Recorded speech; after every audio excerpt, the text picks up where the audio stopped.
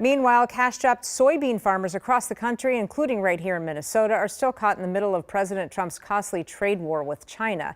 This as the U.S. Supreme Court weighs Trump's use of emergency powers to implement those sweeping tariffs. We get the latest on the soybean struggles from CNN's Maribel Gonzalez.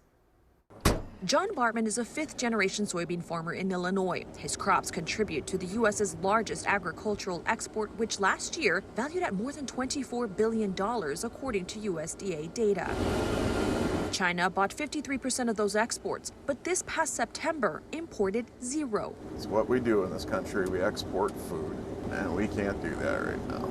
In May, China placed an effective embargo on U.S. soybeans in retaliation to Trump administration tariffs, instead buying soybeans from other countries. But in October, some hope for struggling farmers like Bartman when the U.S. met with China. The United States was able to get the Chinese to back down from a prohibition of rare earth metals exports to the U.S. And in exchange, the U.S. would drop half of that fentanyl tariff. Also, China would buy 25 million metric tons of soybeans every year, beginning this year. However, new data from the Agriculture Department shows China has made only 2 purchases of soybeans, totaling 232,000 metric tons of soybeans since the summit. The Soybean Association said although that number has gone up, it's still well below the 12 million metric tons China promised to buy by year's end.